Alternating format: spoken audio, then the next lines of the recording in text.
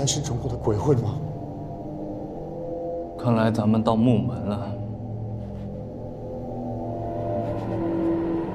你怎么知道？哎，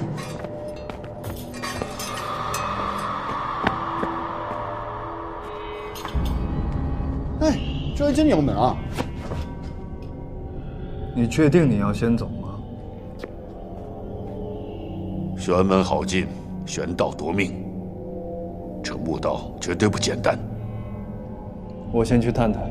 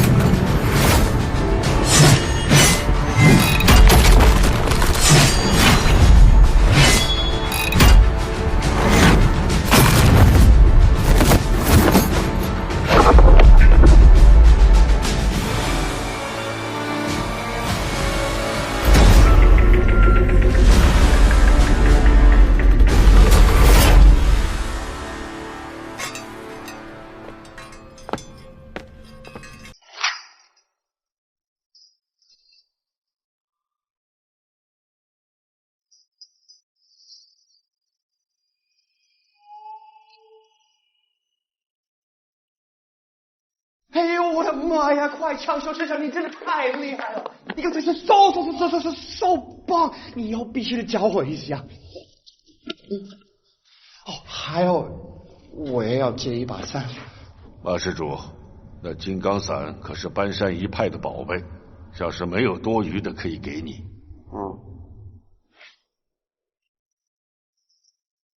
哎，这个是不是刚才的那个鬼魂？那可不是鬼，那是秦国的大将翁仲，相传连神鬼都畏惧于他，所以墓门口都画翁仲的小龛。刚才的影像是氧化的油彩，太不可思议了。Looks like the gates of heaven and hell themselves. 城门如此精美，想必后面就是墓室了。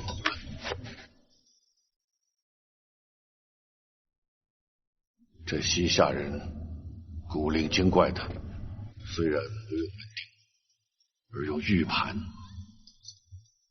这恒久纵期的，终究摆脱不了中原文化的影响。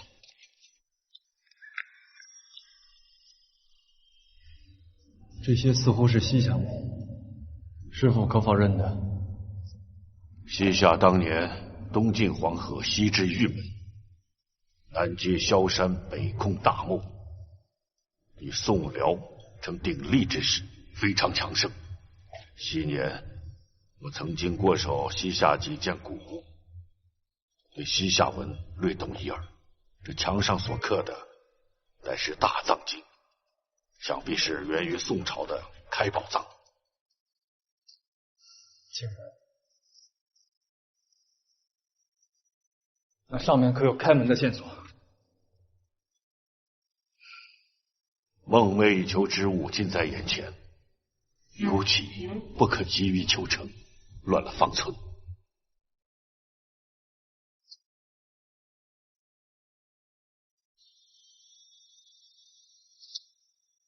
弟子谨记师父教诲。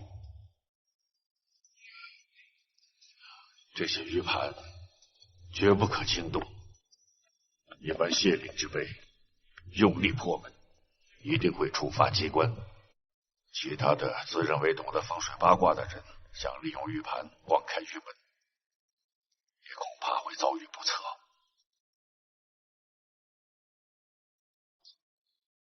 这西夏古墓规模不大，可不止惊奇。这玉门之后，一定有流沙毒烟之类的绝户机关。最稳妥的办法，只有从墓道下面进去。墓道下面？没错。墙上的大藏经已经暗示了机关所在。卧佛慈悲，讲究的是苦海无边，回头是岸。你且回头看看，刚才那些机关砖块是否别有深意？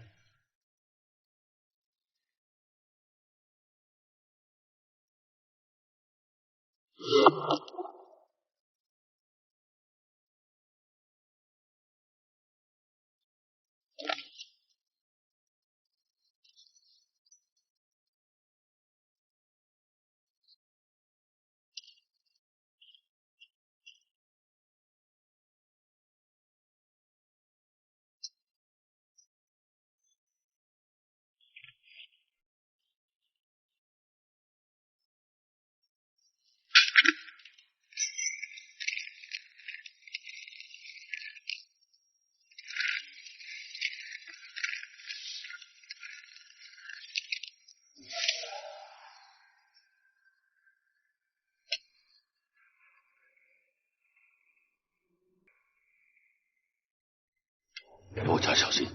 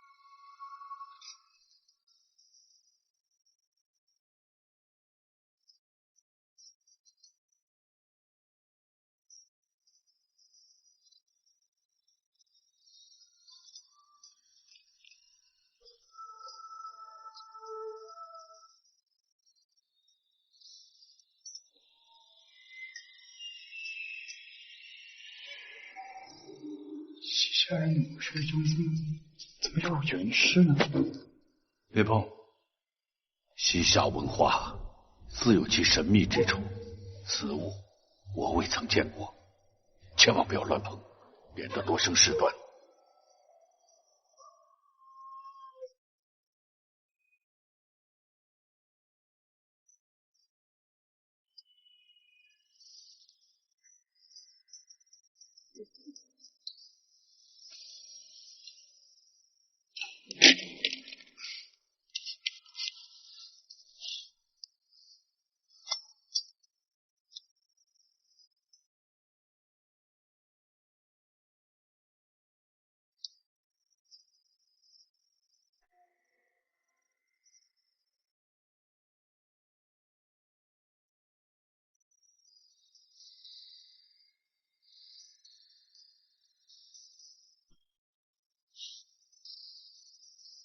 原来马可波罗的游记都说的是真的，神奇的东方果然遍地黄金。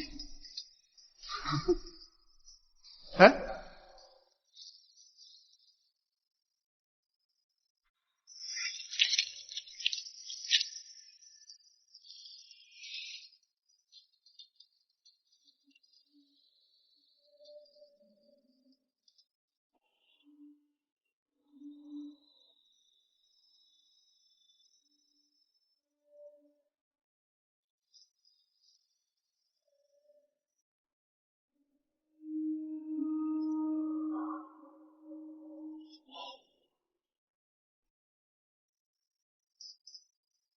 那么多的城堡，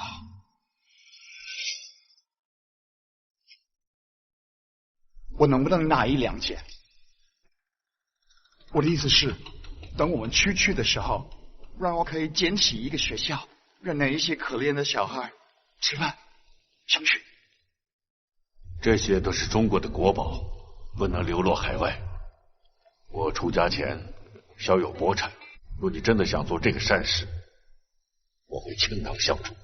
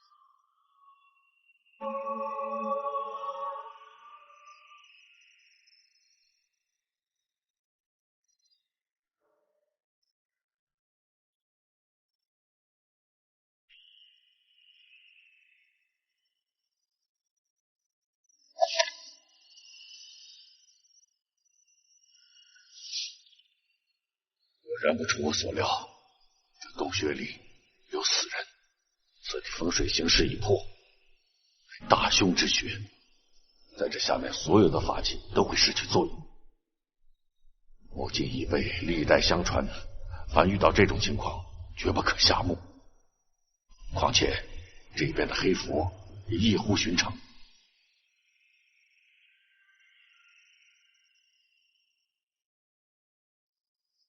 我真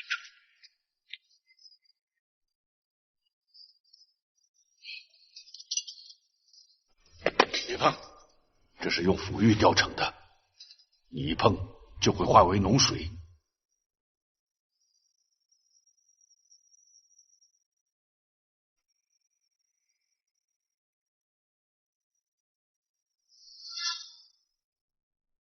昨日长明灯滴了本尊。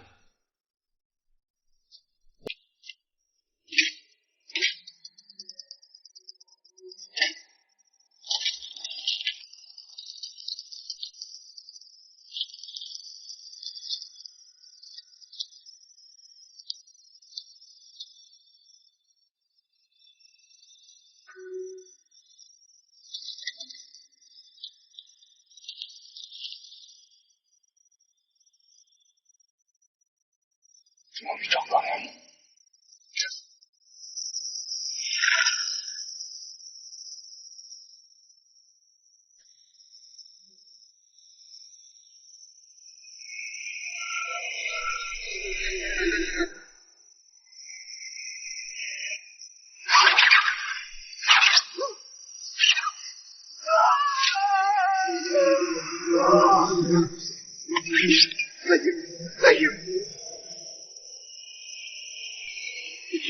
你就不能走了，退退！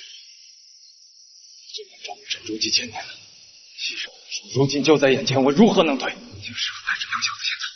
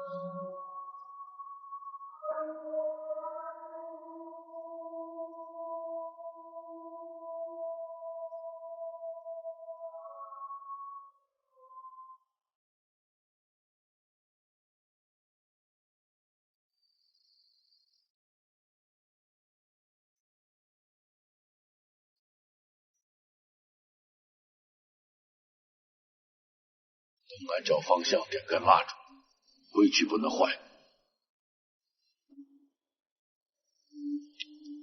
是。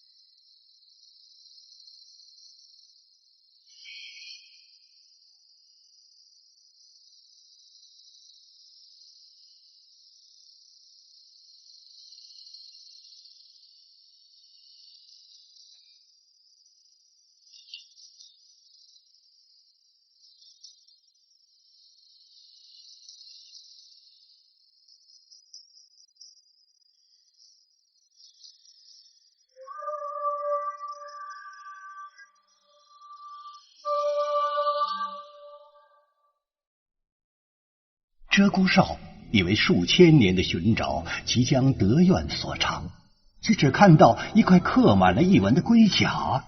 他失落至极，一口鲜血喷在了龟甲之上。图什么东西？怎么会是锦刺呢？王大师，你也别太执着，尽人事顺天命就好。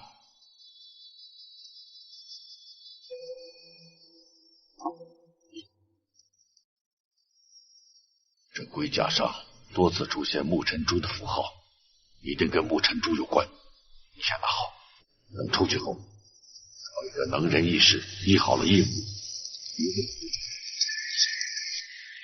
多谢师傅。其实我早已经习惯了，但因为这是最后一次。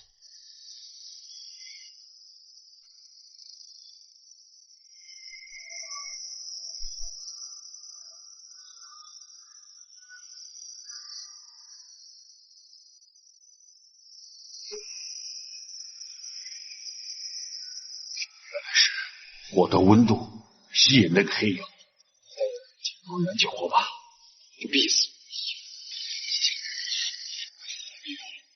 他们叫什么呢？人。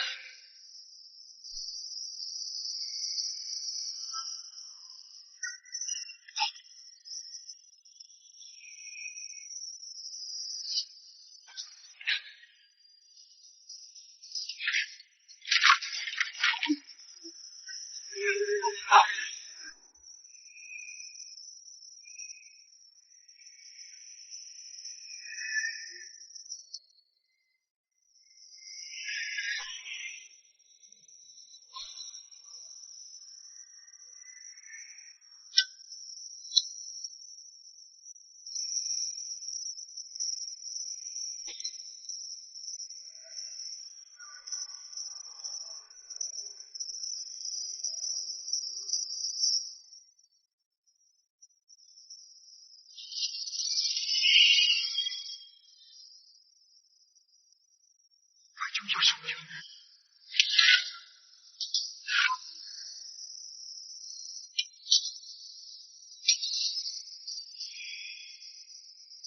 就是他们。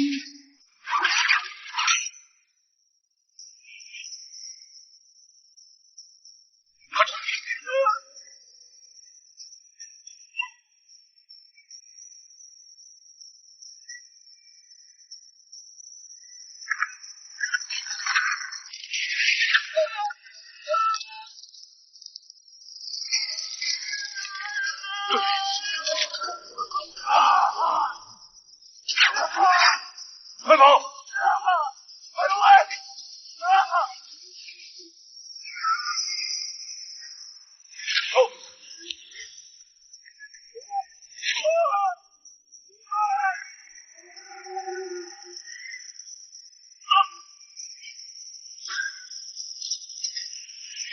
师傅！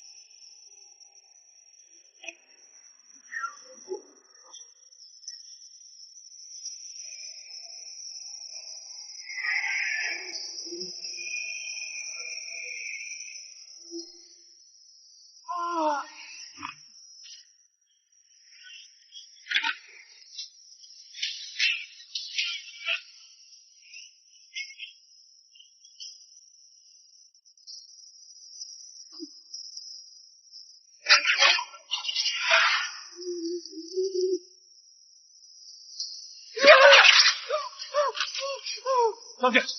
你让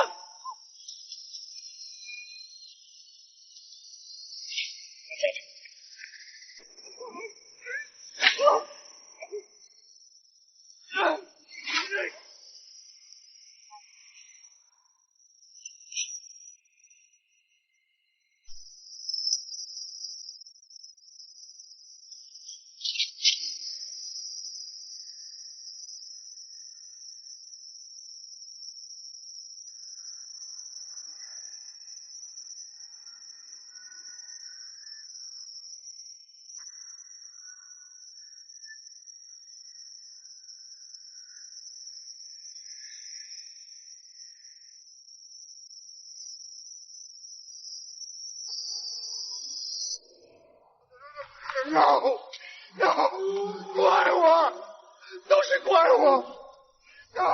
如果你们不带我进来的话，不会发生这样的一个情况。都是怪我，怪我，是怪我。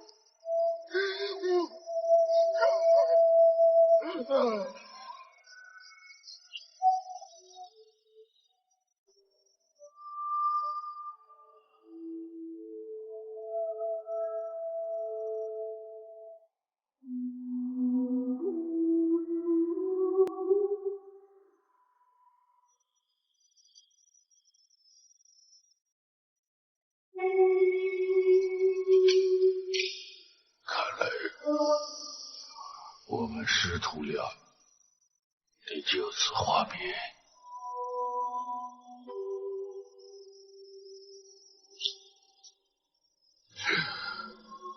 我已必死无疑，你又何必搭上一笔呢？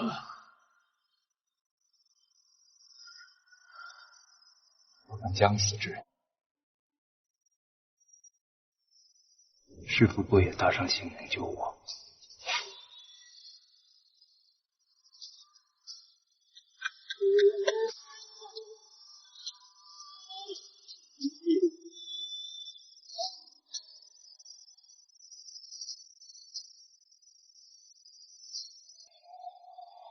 我竟杀身成仁，何惧生死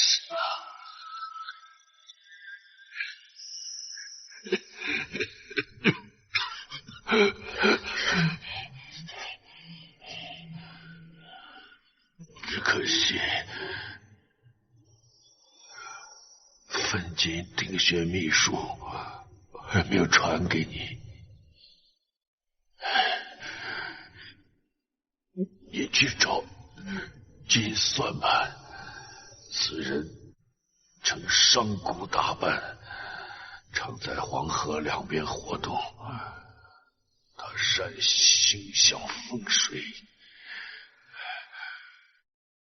可与我的师傅张山莲子相提并论的。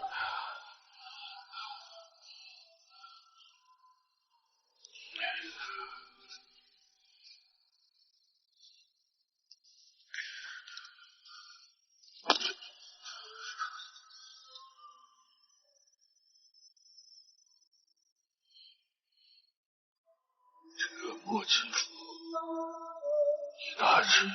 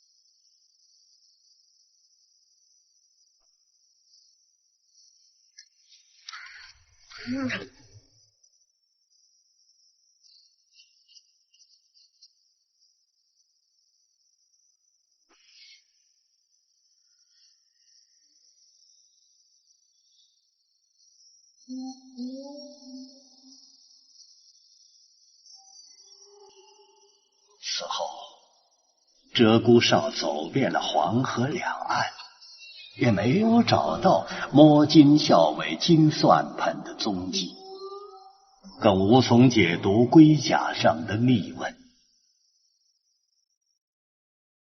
适逢乱世，鹧鸪哨心灰意冷，便接受了托马斯的邀请，移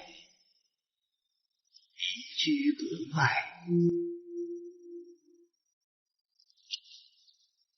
后来，我外公就定居田纳西州，开了一家贸易公司，再也不管这些事情了。你外公真是个英雄啊，竟然用了一辈子的时间寻找木尘珠。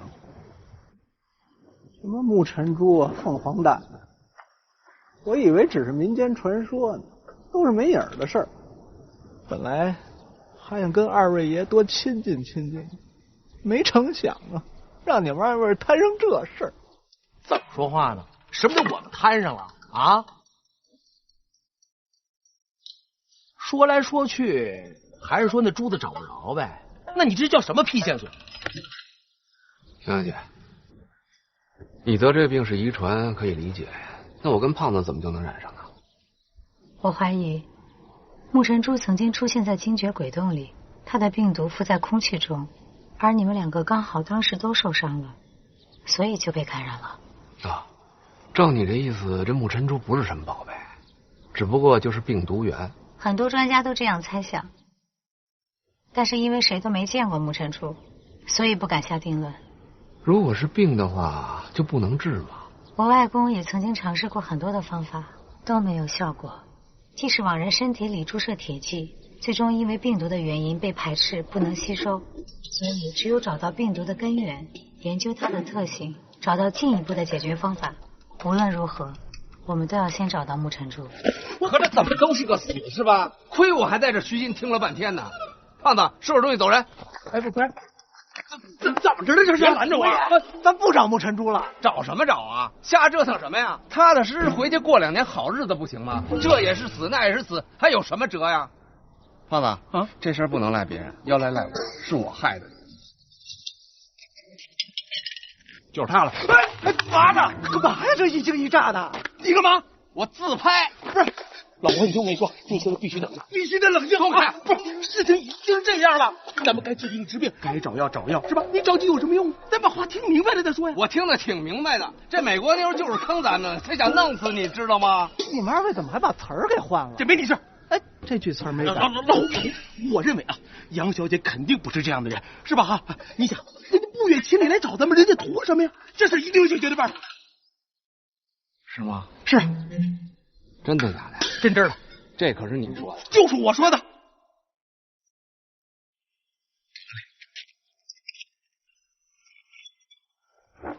不好意思啊，杨小姐，咱接着聊。胡爷，您这唱的是哪出？什么唱哪出？我要不帮你把这火撒出去，你他妈废话比我还多呢。赶紧坐着。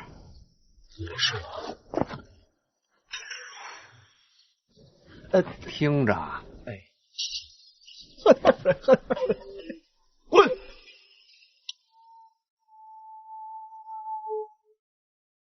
我觉得大家先不要太绝望。这次多亏了孙教授帮我翻译了龟甲片上的文字，原来我外公留下的是一半的龙骨天书。龙骨天书。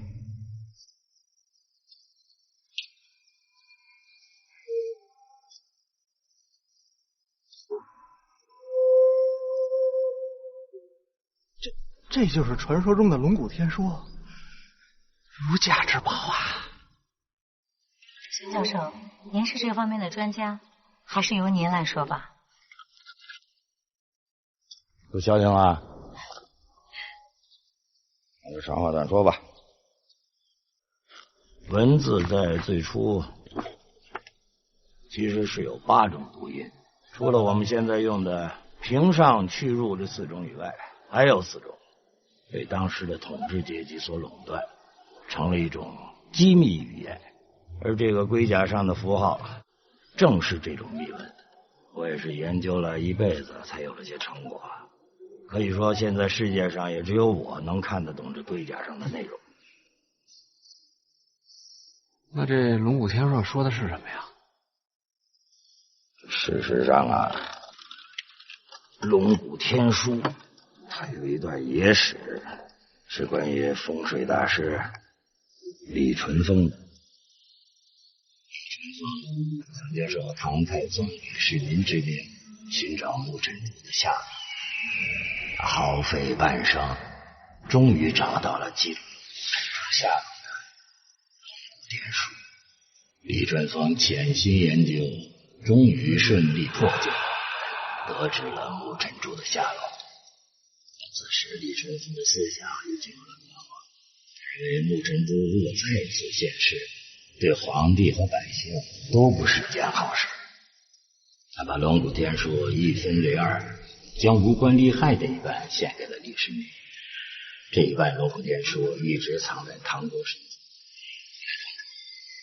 这块龙骨天书便辗转流落到西夏霸主元昊手里，这就应该是我们手里的这一半。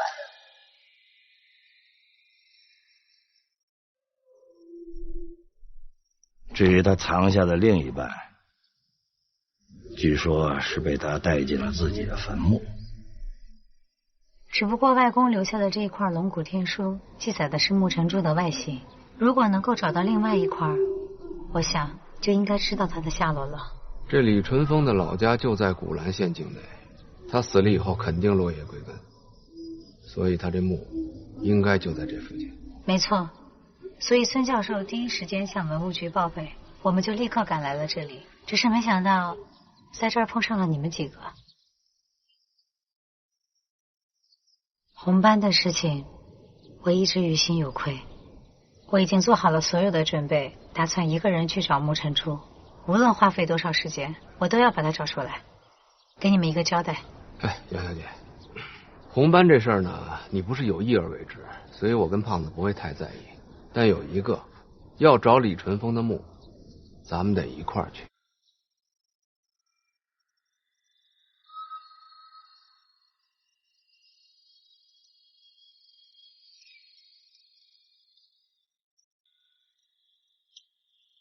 老胡，老胡，哎，那红本本来是他害咱们得的，咱们干嘛跟他去啊？啊，哎，这路上要是有个闪失的，我跟你说，哎，咱俩50岁可都活不过去了。没事吧？之前一直鼓励我寻找木尘珠，现在怎么了？变卦了？我不是变卦，以前咱不是不知道罪魁祸首是那美国妞吗？现在既然话都说明白了，那谁捅的娄子谁负责呗，让他找去，咱干嘛跟他冒险？他说的没错，我已经害过你们一次了，这次就不连累你们了。胖子，我告诉你啊，咱们呢现在是一根绳上的蚂蚱，谁都离不开谁。有任何事情就应该一块商量，一块想办法，只有这样成功的概率才高，明白吗？你个什么呀？你早讲得害死！几位，我说句丧气话啊，你们看看，这古兰县周围有多少墓葬群呀？咱上哪儿找李淳风的墓去啊？我琢磨着，这李淳风也算是摸金校尉半个祖师爷了。他这个墓啊，一定是经过精挑细选的。这倒是，这李淳风啊，可是为数不多的能够寿终正寝的风水大师。这么说，我们就是要在这儿找到最好的风水位，是这个意思吧？风水呢，都是因地制宜，谈不上哪是最好的风水。不过话说回来了，我那半本16字阴阳风水秘术里边写到过一个风水位，叫做内藏渊。所谓其源自天，若水之波，风水上有气处之象。这内藏渊奇就奇在，明明是顶级风水位，但从外表上那是一丁点儿也看不出。这内藏渊呀，我也听过那么一耳朵，据说里边有泉眼，深藏不露，十分奇特。总的来说，就是要在这古兰县里面找到内藏院的风水位，这就有可能是李传风的墓穴。哎，咱们头了去了鱼骨庙底下不有墓吗？再往下没准就是那李春风的墓了吧？胖爷，哎，咱在鱼骨庙发现的墓那是西周墓啊，李春风的墓那得是唐墓，能一样吗？差不多吧，差不多，差得远了。稍有闪失，无伤大雅。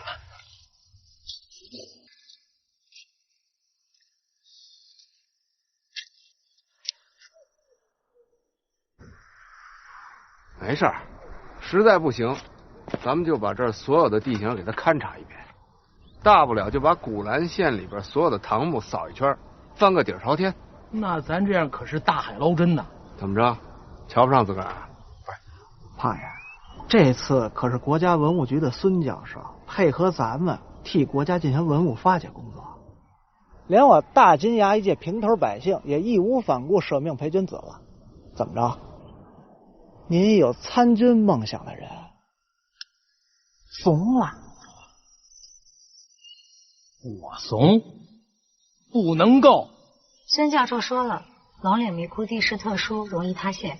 如果真能找到李春风的墓穴，进行科学的发掘，也是对国家文化资产的一种保护。都听见了吧？放心吧，杨小姐，都歇着吧，明天一早出发。行了，长得跟鸡子似的，就别拿豆包不当干。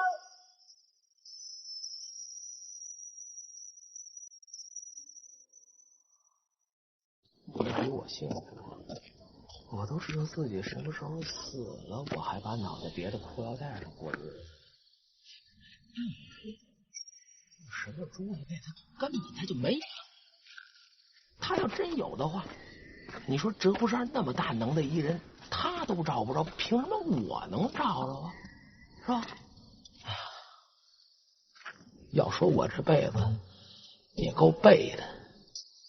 想当兵吧，没当上；做个小买卖也没挣什么钱。好不容易这次跟老胡有这么一能显能耐的事儿，我还遇上这。我这次要是真回不去，就连我妈做的炸酱面也吃不上了。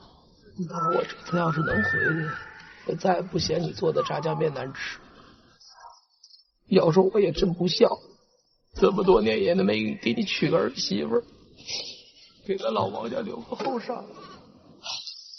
谁？我。你什么时候来的？请了你这点出息。你听着什么了？没听见什么呀，好像就听见什么炸酱面娶媳妇儿。什么叫炸酱面娶媳妇儿啊？行，你惦记那美国妞，你不行我惦记惦记媳妇儿。别瞎说，谁惦记他了？哎，你爱惦记什么惦记什么。别惦记人家老乡家的羊啊！谁惦记羊？哎呀！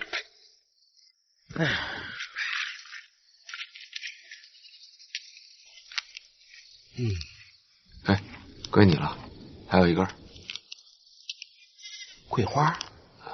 嘿，难得嘿！这还能抽吗？抽不了了，点都点不着，完了得了。哦，哎，胖子，你还记得小的时候你在院里老挨揍那会儿吧？你说这话我就不乐意听。嘿，什么叫我老挨揍啊？要不是你小时候长得跟韭菜苗似的，老受人欺负，我至于挨个找人打架去啊？我还记着有一回我那包让人给抢了。一拎块板砖就奔人家去了，让人家那哥5个揍得跟血葫芦似的，那血流的一直滴到我们家门口。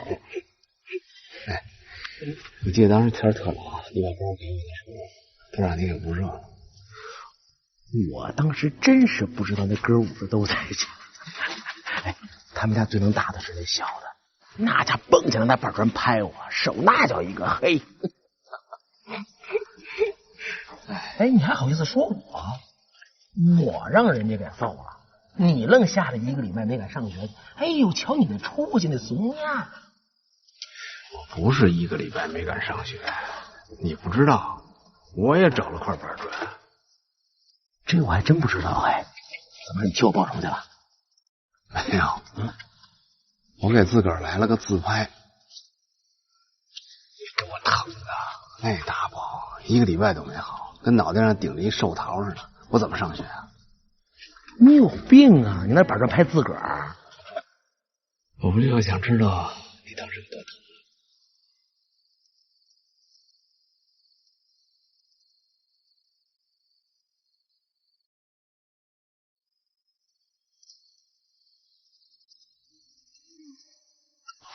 胖子，咱哥俩都从鬼洞里爬出来了，就真没什么可怕的了。你要是把我当哥们儿，你信我，我保证把你公公正正、全虚全影的还给你妈，而且让你拿炸酱面娶上媳妇儿，行吗？你要是有个3长2短的，我还怕没法跟你妈交代呢。哎，你在北京干那点事儿，我可全知道。你没事就去接近那对孤儿寡母的，你不就是为了图一个心理安慰吗？你接济得过来吗？你怎么知道的呀？我什么不知道啊？要这么说，老胡你还真不能死。你说你要没了，你那些牺牲了的战友是不是挨个得从地底下爬出来把我给掐死？滚蛋！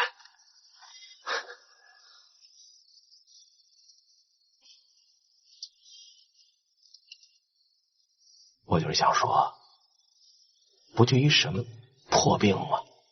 咱把那珠子找着了，不就结了吗？对吧？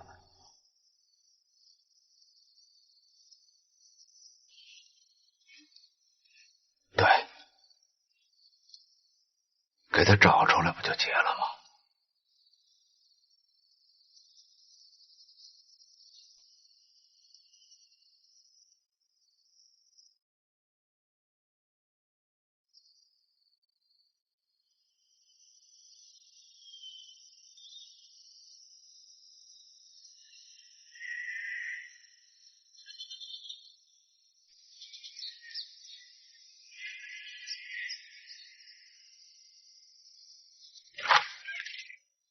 老胡，老胡，老胡，胡八一，老胡，胡八一，怎么了？看上老胡了吗？怎么一大早就见不着人了？没看见呀，是不是出去了？你赶紧回去看看，你带的装备少了没有？老太爷，老胡呢？没见着啊，锻炼去了吧？别胡说，他从来不锻炼。嘿，大活人还能丢了？绳索、工兵铲、手电筒全都没了。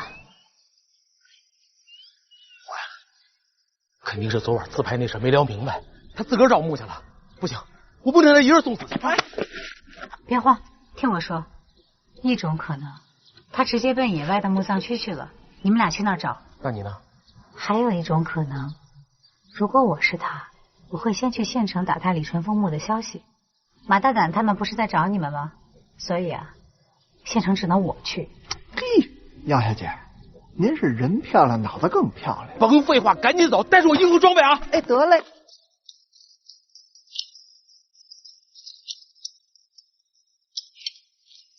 怎么了？胡八一不见了，我们得去找他。那我也一起。您就在这儿休息吧，外面路不好走。那你们一定要注意安全啊！您歇着，我们走了啊，小心点啊！得嘞。老胡，胡爷，胡八一，胡爷，老胡，金爷，这附近应该就是墓葬局集区了。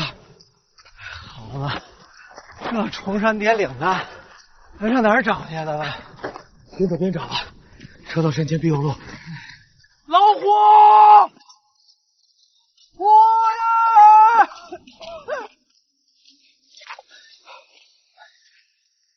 这挺大挺大的，老胡你在哪儿了？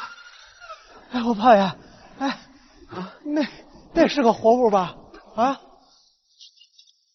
是，还动着呢。老乡，老乡，老乡。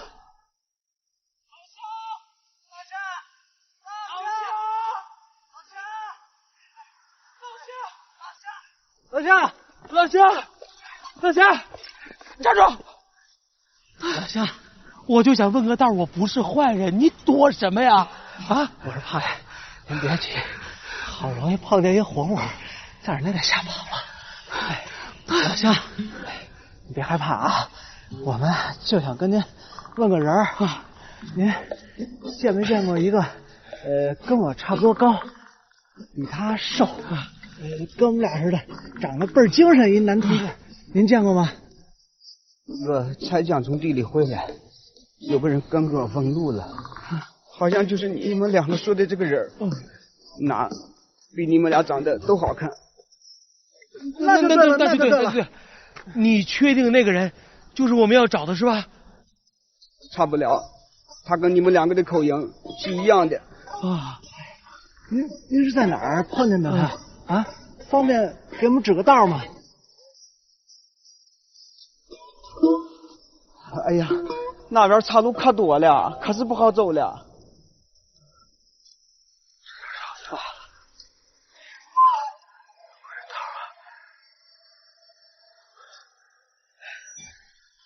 反正我儿个没事，要不我带你们过去来，这一片我可是可说了。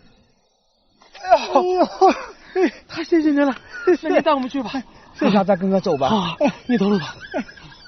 可遇见好人了。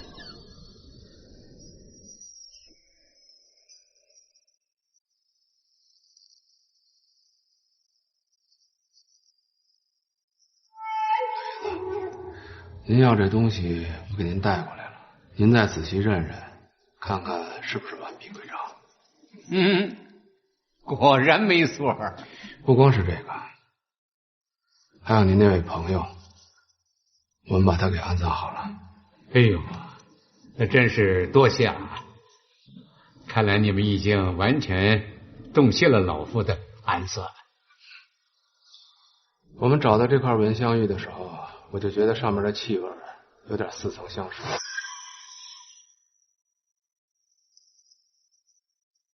正是当初您给我们算卦的时候同感生起，而且这块玉佩是龙形的，我就更加确定您跟那位摸金校尉前辈之间的关系非同一般。因为在战国的时候，龙形玉佩都是成对的，只有贵族之间亲朋好友才相互佩戴。如果我没猜错的话，这另一块龙形玉佩应该就在您老人家手里吧？你接着说。现在看来，您当初给我们算命的时候就已经摸清楚我们是摸金校尉了，所以才借着一张符把我们引导到鱼骨庙，为的就是取这蚊香玉。我们拿到蚊香玉以后，您还是有办法能够逼迫我们回来找您，就是因为您早就知道我们后背这块红斑会变成眼球的形状。没了，说白了，您这可不是好心点拨，您这纯粹是拿我们当枪使啊！哎呀，这本来是我死马当活马医的手段，并没有指望你们能够获得成功。可是你们还真的拿着东西回来了，这倒让我刮目相看了。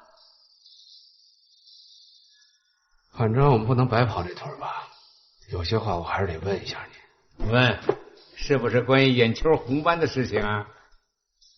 红斑的事儿我们自己已经弄清楚了。哦，我想问的事儿是李淳风的墓在古兰县什么方位？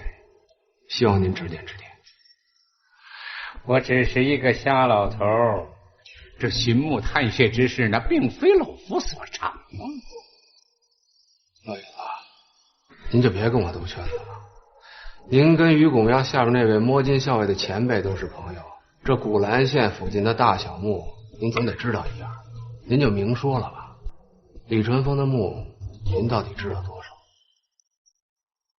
这个嘛，我倒是